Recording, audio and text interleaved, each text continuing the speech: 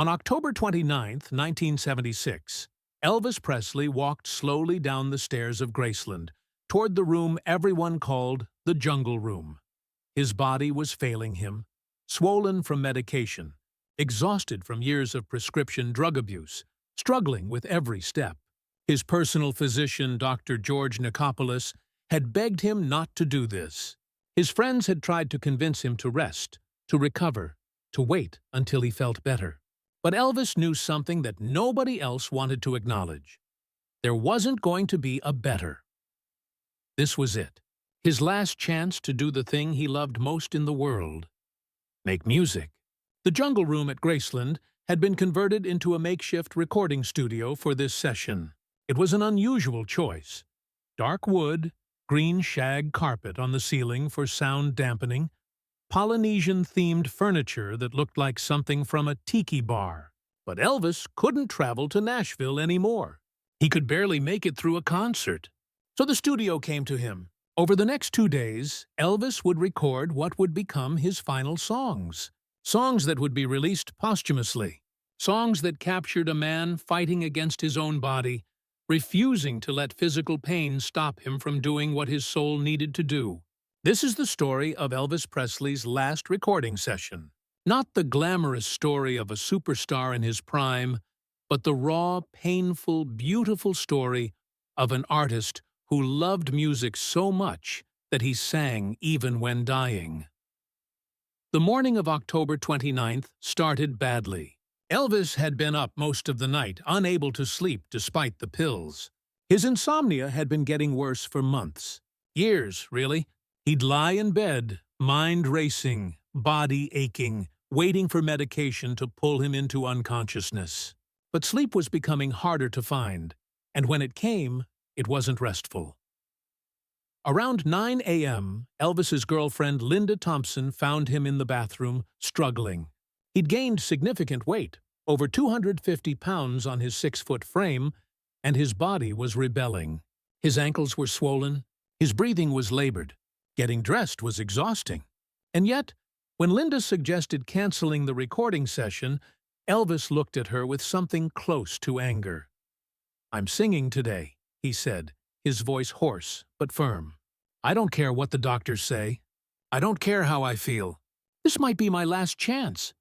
"Don't say that," Linda whispered. But they both knew it was true. By 11 a.m., the musicians had arrived and were setting up equipment in the Jungle Room. The producers, Felton Jarvis, and a small technical crew were running sound checks.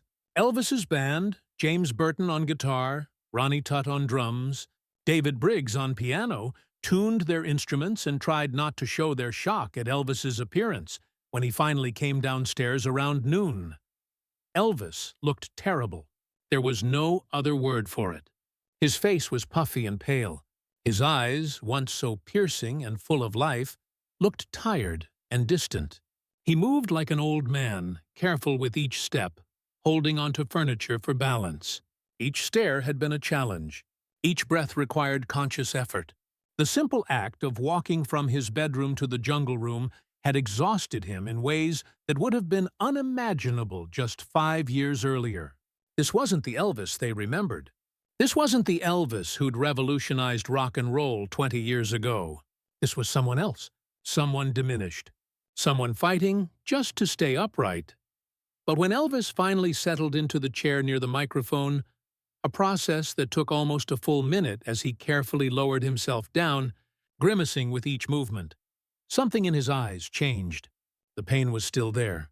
The exhaustion was still there. But so was something else. Focus. Determination. The look of someone who knew exactly why they were there and what they needed to do. "Let's make some music," Elvis said, settling carefully into a chair near the microphone. His voice was rough, damaged by years of performing and prescription drugs. But there was something in it. Determination, maybe, or desperation, that made everyone in that room straighten up and pay attention. Felton Jarvis, who'd produced many of Elvis's records, approached carefully. "Boss, we don't have to do this today. If you're not feeling well—" "I'm fine," Elvis interrupted, though clearly he wasn't. "What are we starting with?" They'd prepared a selection of songs, mostly country ballads and gospel numbers that suited Elvis's voice in its current condition. The rock and roll days were over. The high-energy performances were impossible now. But Elvis could still sing ballads.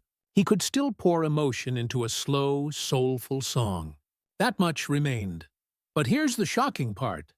As Elvis began to sing the first song, something extraordinary happened. The tired, sick man in the chair transformed. Not physically. His body was still failing, still struggling, but vocally.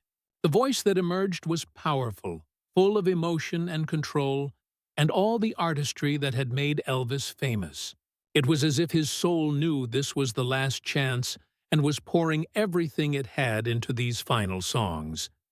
The opening notes filled the jungle room. Despite his physical condition, Elvis's voice carried weight and emotion that seemed impossible given how sick he looked. His body might be giving up, but his voice was fighting. Between takes, Elvis would slump in his chair, exhausted from the effort. Someone would bring him water. Linda would wipe sweat from his forehead. Dr. Nick, who was there monitoring his patient, would check his pulse and shake his head but say nothing. What was there to say? Elvis was determined to do this, and short of physically removing him from the room, there was no stopping him. Again, Elvis would say, after each take, "I can do it better. One more time." They recorded the first song 7 times before Elvis was satisfied. 7 takes that left him breathless and shaking, but somehow exhilarated. When Felton played it back, everyone in the room went quiet. Despite everything, despite the pain and the exhaustion and the obvious physical struggle, it was good, really good. You could hear the strain in Elvis's voice, yes, but you could also hear something else. Authenticity. Raw emotion. The sound of someone giving everything they had left. This is where everything changed, because around 4 p.m., after they'd recorded several songs, Elvis asked for a break. He needed his medication. He needed to rest. His body was screaming at him to stop. But during that break, sitting in the jungle room surrounded by the makeshift studio equipment, Elvis started talking. And what he said revealed the truth he'd been carrying for months. "You know I'm dying, right?" Elvis said quietly to Felton and a few close friends. Nobody had been saying it out loud, but everyone knew. "That's why we're doing this here now. That's why I couldn't wait. The doctors give me maybe a year, maybe less." The room went silent. Hearing Elvis acknowledge it made it real in a way it hadn't been before. Linda's hand went to her mouth. James Burton looked down at his guitar. Ronnie Tutt stopped adjusting his drums mid-motion. The air felt heavy, thick with the weight of truth finally spoken. "I've wasted so much time," Elvis continued, staring at his swollen hands. Each finger bore rings that no longer fit properly, biting into flesh that had expanded from medication and illness. Years of bad movies, songs I didn't care about, concerts I was too drugged to remember. I let Colonel Parker turn me into a product instead of an artist. I let Hollywood turn me into a joke. And now I'm out of time to fix it. James Burton, who'd played guitar for Elvis for years, spoke up, his voice rough with emotion. "Boss, your legacy is already secure. You changed music forever. Nothing can take that away." "But did I do enough?" Elvis asked, looking around the room at faces of people who'd been with him through everything. His eyes were wet now, no longer trying to hide the vulnerability. "Did I make the music I was supposed to make? Or did I just make the music that sold? Did I honor the gift God gave me, or did I waste it chasing money and fame?" "Both," Linda said softly. "You did both, and nobody can take away what you've given the world." Elvis nodded slowly. "These songs we're recording, they're not going to be hits. They're not going to top the charts or make millions, but they're mine. They're what I want to sing, and maybe that's enough. Maybe that has to be enough." The weight of that moment hung in the air. Everyone understood what Elvis was really saying. This wasn't about making hit records anymore.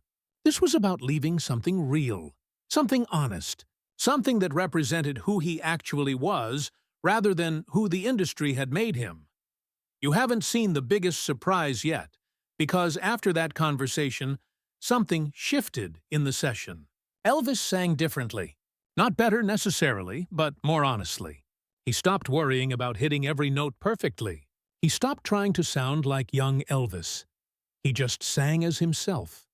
A 41-year-old man who was dying too young, who'd made mistakes, who'd wasted time, but who still had something to say through music.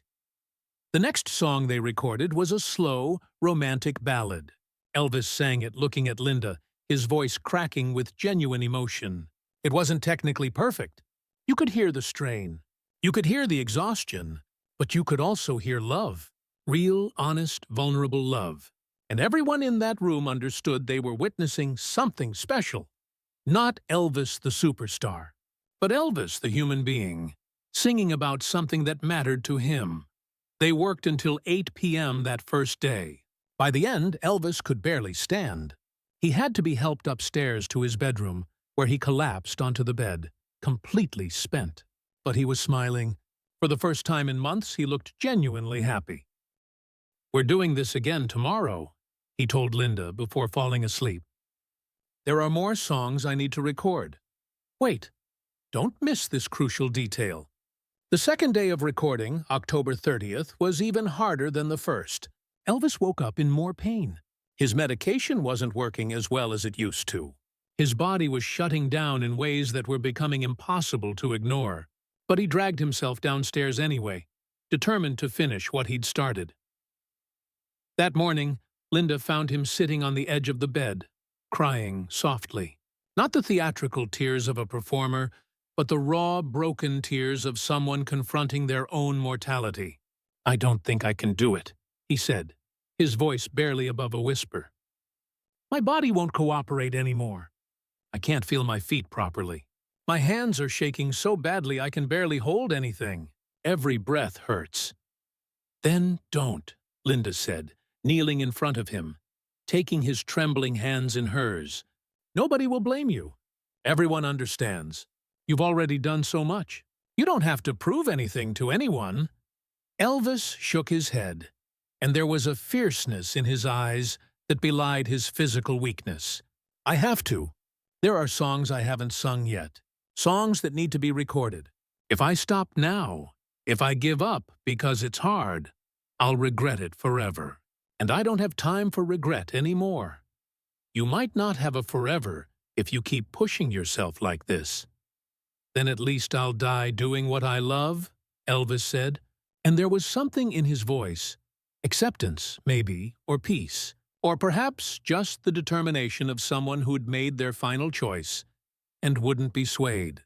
"I'd rather burn out making music than fade away in a hospital bed. This is who I am, Linda. This is who I've always been. A singer. And I need to sing while I still can." The musicians noticed the change immediately when Elvis came downstairs. He looked worse than the day before. His face was gray. His movements were labored. But his eyes had a clarity that had been missing for months. This was a man who'd made peace with something. This was a man who knew exactly what he was doing and why. They recorded a song about regret and acceptance that hit uncomfortably close to home. Elvis sang it with his eyes closed, tears streaming down his face. Nobody knew if he was crying from the emotion of the song, or from physical pain, or from the realization that this was really the end. Maybe it was all three. Between takes, Elvis talked about his mother, Gladys, who died 18 years earlier. "I've been dying since she died," he said quietly. "Just taking a long time about it. Maybe I'll see her soon. Maybe she's been waiting for me all this time." The room felt heavy with unspoken grief.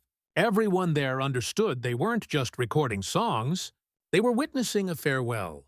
Elvis was saying goodbye to music, to life, to everything, and doing it the only way he knew how, through song. By afternoon, Elvis's voice was starting to give out. The strain of 2 days of recording while severely ill was taking its toll. Felton suggested they stop for the day, maybe continue next week when Elvis felt stronger. But Elvis refused. "There won't be a next week," he said. "Not for this. I can feel it.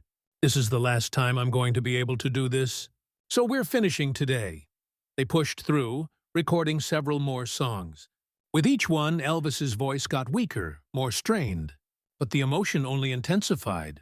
These weren't polished studio performances. They were raw, honest, sometimes painful to listen to. But they were real in a way that Elvis's music hadn't been real in years. What you're seeing now is nothing compared to what happened during the final song of the session. By 6 p.m., Elvis was visibly struggling. His breathing was labored. His face was pale and sweaty. Dr. Nick was openly concerned, suggesting they call an ambulance. But Elvis had one more song he wanted to record. It was a country ballad that Elvis had loved for years. He'd sung it in concerts, recorded it before, but never like this. Never with this level of emotion and finality. Everyone in the room knew what this meant. This was the last song, the last time Elvis's voice would be captured on tape. Elvis sang it in one take. One perfect, heartbreaking final take. His voice was rough and damaged, but it carried an emotional weight that no amount of technical perfection could match. It was the sound of someone who knew this was goodbye. The sound of an artist pouring his entire soul into one last performance. When the final note faded, there was complete silence in the jungle room. Nobody moved. Nobody spoke. Nobody wanted to break the spell of what they'd just witnessed. The air felt sacred somehow, charged with the weight of finality. They all just sat there, processing what had happened, understanding that they'd witnessed something extraordinary and terrible. The end of Elvis Presley's recording career. The sound of a legend saying farewell. Elvis sat slumped in his chair, completely exhausted. His chest heaved with each labored breath. Tears were streaming down his face, mixing with the sweat that covered his skin. His hands trembled uncontrollably now, all pretense of strength abandoned. He looked smaller somehow, as if the act of singing that final song had taken something essential from him. As if he'd poured out not just his voice, but his very life force into those final notes. After a long moment that felt like an eternity, he looked up at Felton with eyes that held both peace and profound exhaustion. "That's it. We're done. I'm done. Do you want to hear the playback?" Felton asked gently. Elvis shook his head. "I don't need to hear it. I know what it sounds like. I felt it." He struggled to his feet, leaning heavily on the chair.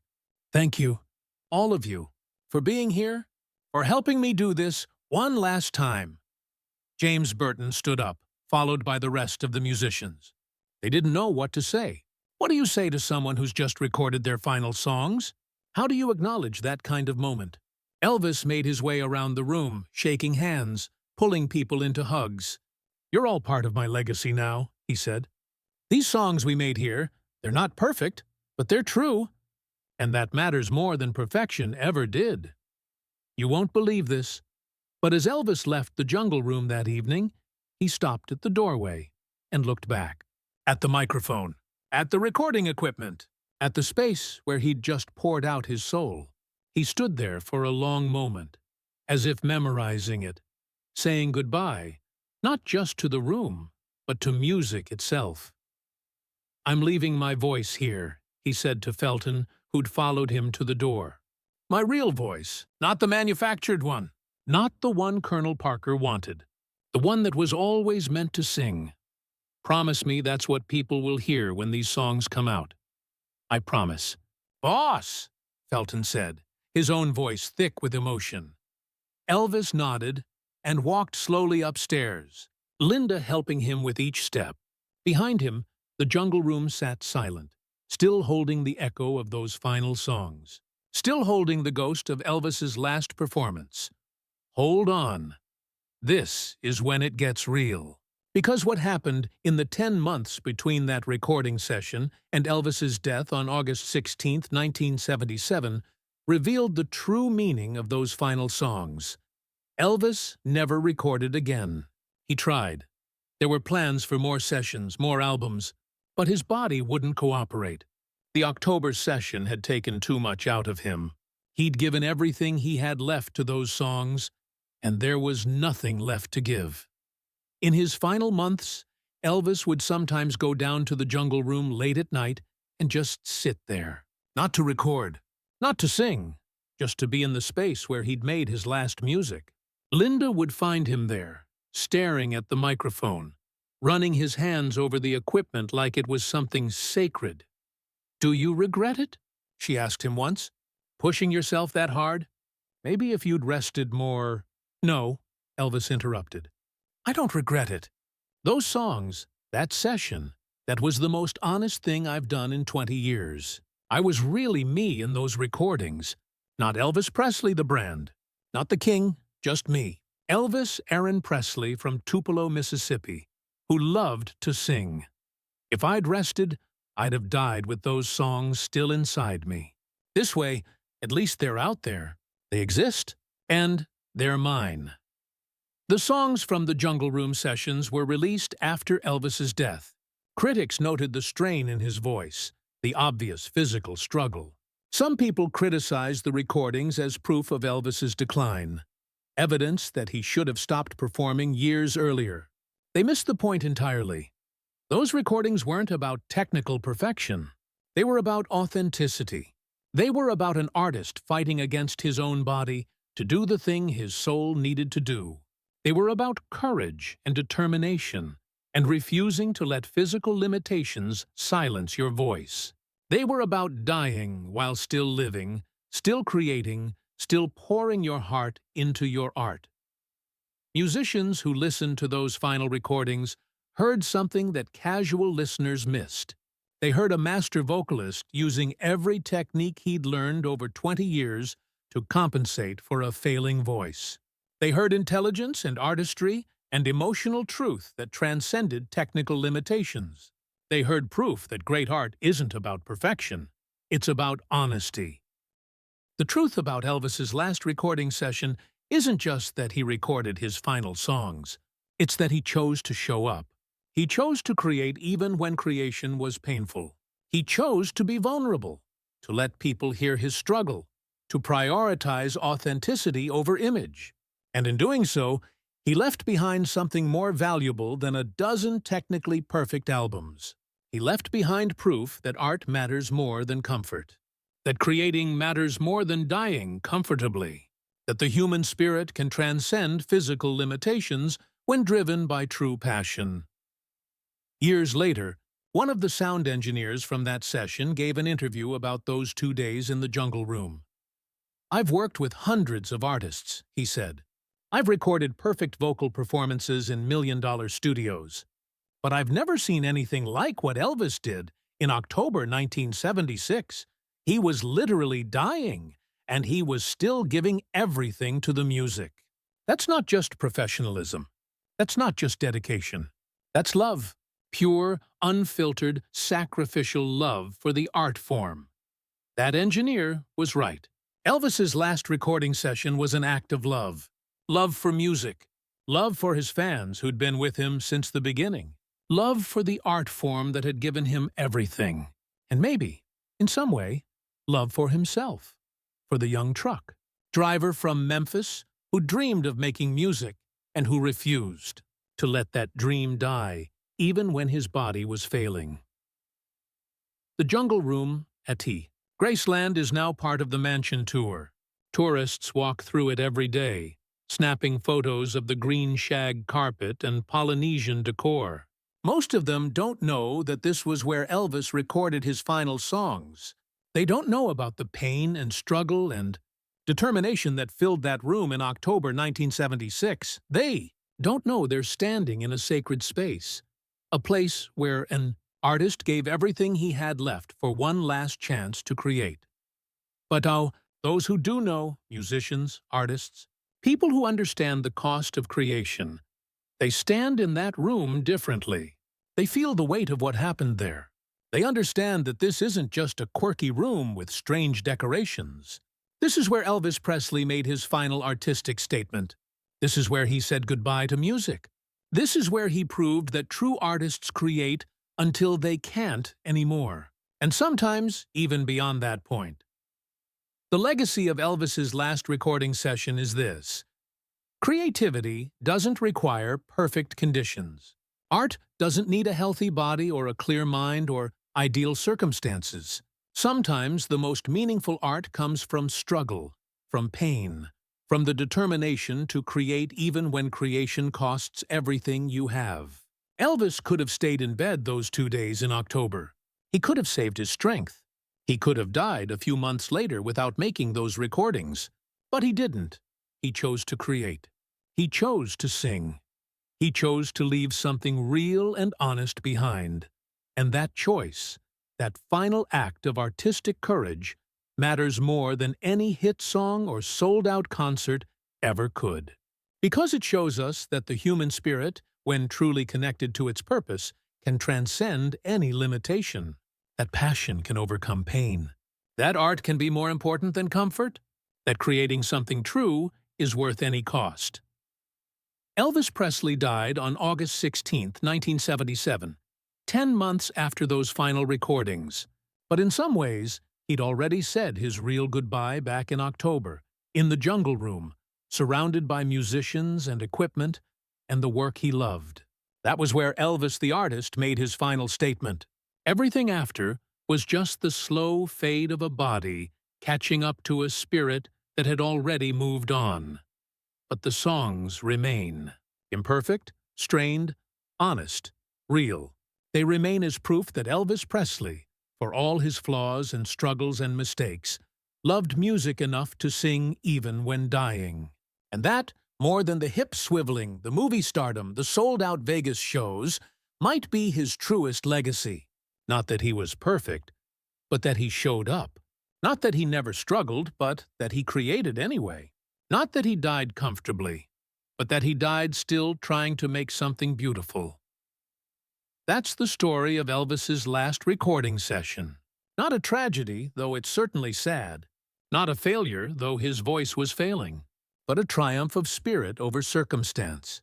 A testament to the power of determination. A final proof that Elvis Presley, stripped of everything but his love for music, was still, at his core, an artist. Which city are you watching from? Drop your location in the comments below. Now, we want to hear from you. Have you ever pushed through pain to do something you love? What drives you to create even when it's difficult? Does art require suffering, or is that a myth? Share your thoughts in the comments. If this story touched your heart, don't forget to like this video and subscribe to our channel for more untold stories of Elvis Presley, the dedication behind the legend, and the price of artistic passion. Hit the notification bell so you never miss our next story about the king of rock and roll.